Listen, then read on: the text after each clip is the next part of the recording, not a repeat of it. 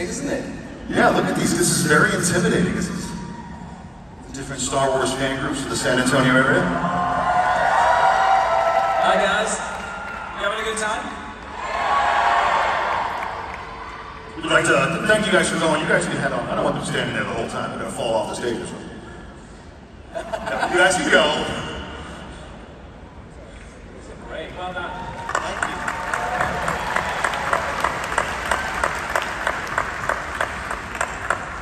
So we actually had C. Lou here last night. He said he's a huge fan of Obi-Wan and the show Obi-Wan Kenobi. And I asked if he had a question for you. And he said he wanted me to say, hello there, do you? First time I've heard that this weekend. So let's get started. I just wanted to start introductory question. How did you guys get into the performing arts? Ewan, I'll start with you. How did you get into to acting? How did you get into acting? Oh, acting. Well, I grew up in a small town in Scotland called Crieff, and my mum's brother, my uncle Dennis, is an actor and became an actor from that same small town. And he's in the Star Wars films. He plays Wedge Antilles in the original 3 films. And he was also in an amazing film called Local Hero, and he was in a lot of television work in Britain. In the 80s and 90s, he became quite big in the West End and musicals. He's a sort of song and dance man. And so I grew up with this uncle who was an actor, and I think initially I just wanted to be like him, you know. I was sort of starstruck by my own uncle. And so I often wonder if he hadn't become an actor, if he hadn't been an actor, would I still have thought to do it? I hope so. But who knows? He's still out there acting. He does a lot of theater. I've acted up a couple times, and he's a great guy. He's a great guy. He's doing these conventions now, so some of you might even have met him before, but he's brilliant, Dennis. Dennis Lawson is his name. Yeah, that's what I've... And Rupert, how'd you get into acting or into performing arts? Well, I also grew up in a small town in the village, really, in England, and in our school they would have these careers advisors who would come and try and figure out what you were supposed to do with your life. And this guy had a computer program into which you entered answers. Do you like working with people? Do you like being outside? Do you like working with animals? And I answered all his questions, and he tapped them in and sort of scratched his head and said, I've never seen this before. And he turned the computer around to show me, this is, the 90s, so it's a green screen abstract, and it said, there are no careers suitable for this candidate. And so I sort of looked to more vagranty careers, like, running off to join the circus or, I don't know, rodeo, the sort of fun stuff. And I thought acting was the one that seemed to be the most different day to day, and here I still am.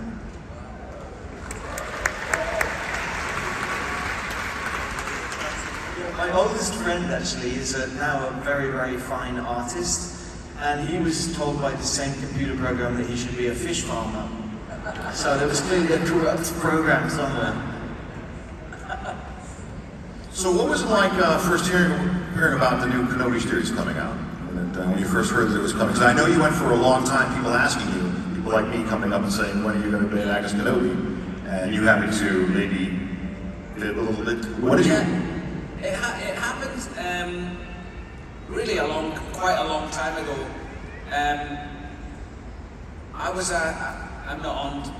don't do social media anymore, but for a time I did, and every day there would be sort of, are you going to, at the end of every interview I did for a period of time, maybe 10 years ago, there was the same 2 questions at the end of every interview. And they would say, are you going to do the sequel to Trainspotting? And will you play Obi-Wan Kenobi again? And those were always the last 2. And it was, you could guarantee that those were going to be the last 2 questions of an interview. And I was brought up to tell the truth. And so I would say, at first I would say, I don't want to do a sequel to Trainspotting. And then eventually I changed my mind. But with Obi-Wan, I would say, I would be up for doing it again, because I meant it. So eventually I got a phone call from my agent saying, there's a lady at Lucasfilm, I think Lucasfilm had just been bought by Disney, there's a lady called Kiri, and she said she wanted you to come in. So I went in to meet her, and she basically just said, "Is it true? You know, we're reading a lot that you're saying that you would like to do." And it looked a bit like I was trying to get work from Disney, really, because I was answering the question all the time. And I said, "Yeah, look, I would think it would be.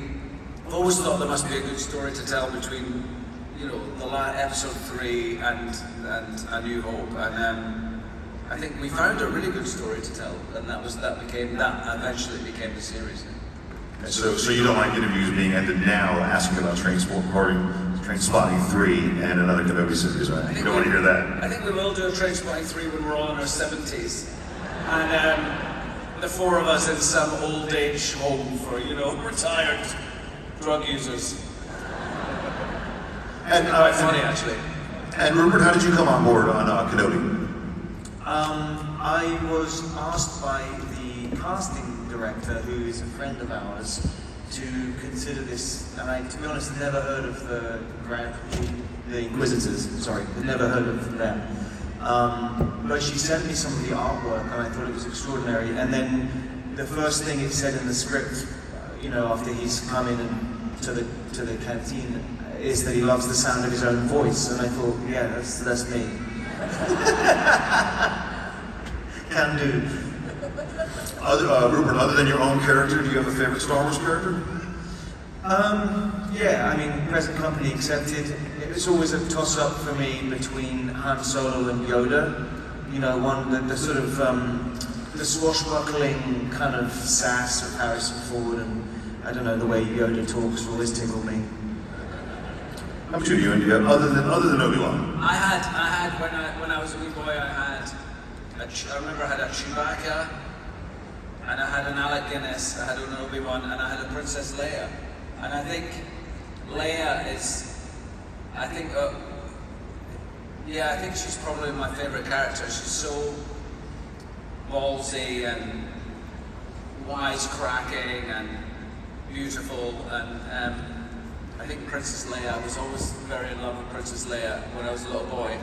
And then I was so lucky because later on in life I got to know Carrie Fisher, and you know, was lucky to be able to become a friend of hers, and so that was a really beautiful journey. But I'll say Princess Leia. Yeah. And I mean, most probably everybody in this room next week, we're all going to watch Kenobi again, and we're going to see you with the young Princess Leia, and that's going to have a different feeling. That's going to be yeah. That was you two were great together. She's great. Oh my gosh, Vivian. We were just talking about her backstage. She's such an amazing little actor. She's an amazing actor, and she's such an amazing young person, isn't she? She's like an old soul, very much. And what was it like and most of these questions are coming from our audience here. This is the best audience in the world here. That's right. Let's hear it. But Austin, I don't know if he's from Austin, Texas, that's his name. He'd like to know, what was it like the first time seeing Hayden Christensen in the Darth Vader mask? Well, you wouldn't have seen him if he was in the mask, would you? This is a superhero comedy hour. There was what happened before I worked with Darth Vader on set was I worked with a couple of stormtroopers in the series when Vivian and I end up on the mining planet, and we end up in that transporter, and some stormtroopers get on.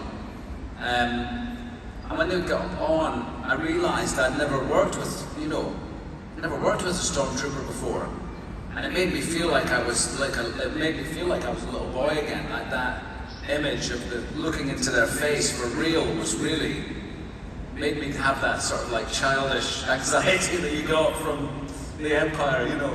But nothing compared to the first fight in Episode 3 where Darth Vader's coming at me. He came at me over the shoulder, and we rehearsed the fight. You know, we never rehearsed the fight in full costume or anything, but when we rehearsed the fight on set,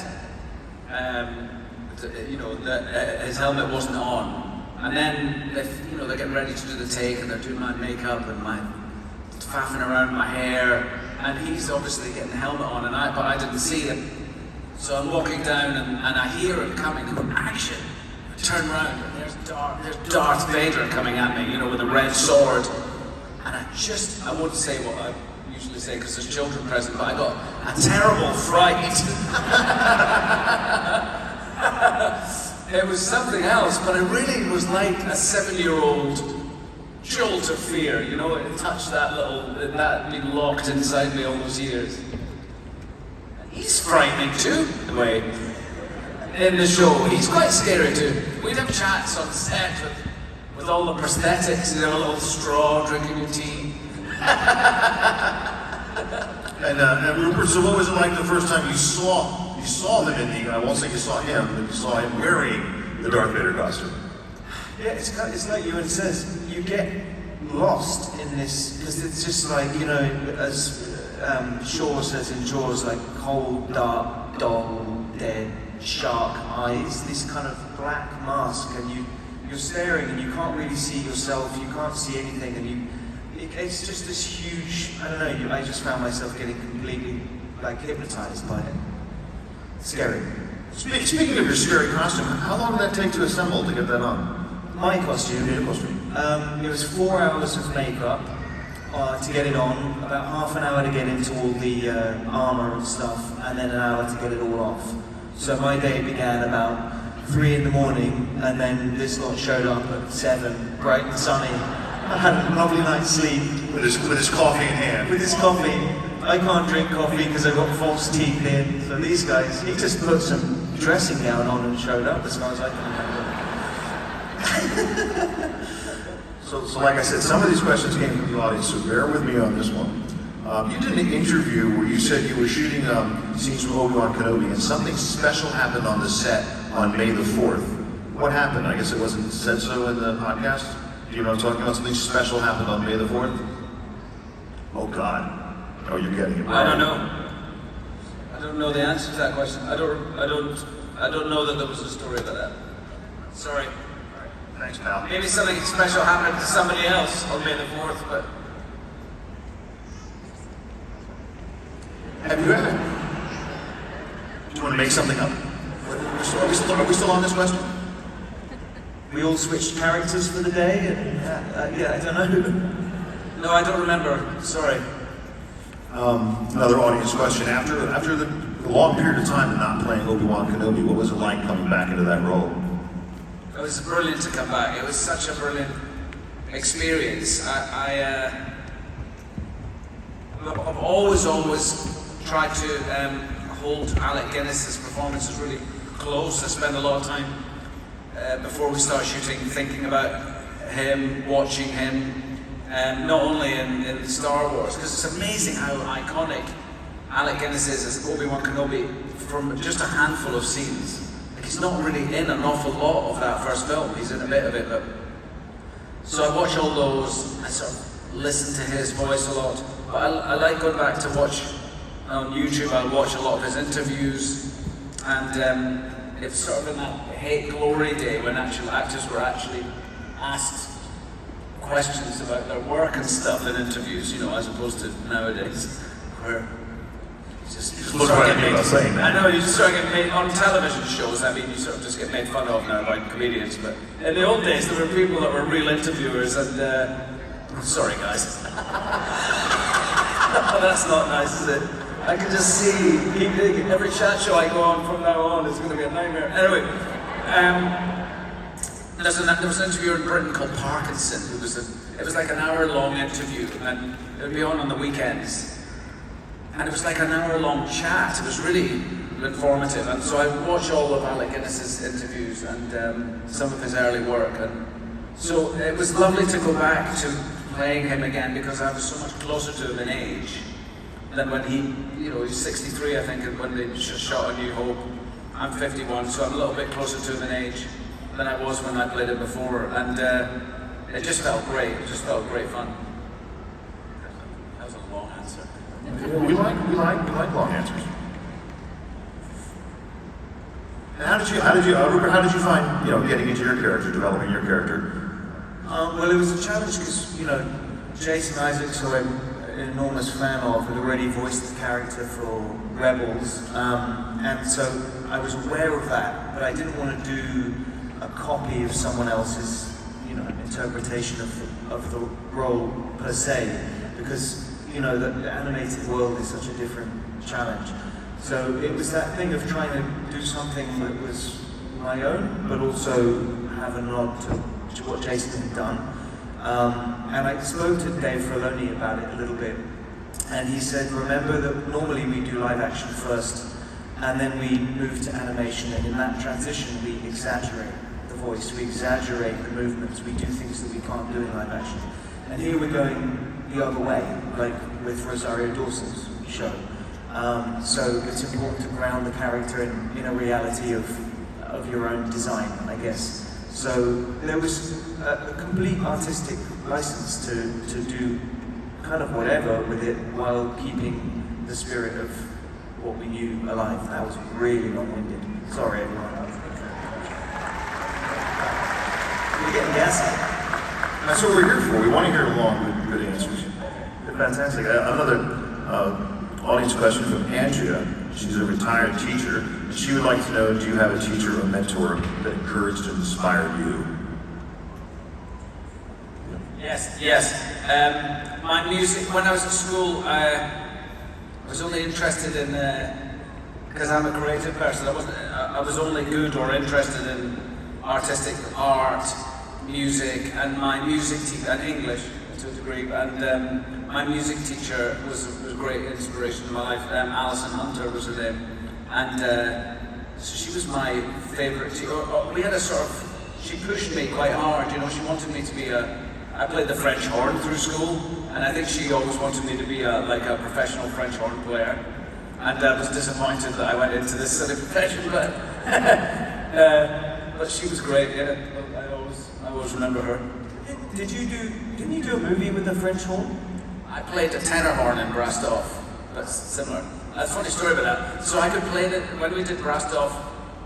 We were playing with a real Grindthorpe Colliery band, and we were playing them in the movie, but we were playing with the actual band, and they just sat the actors in the chairs of, in their respective places, and I'm sitting playing the tenor horn.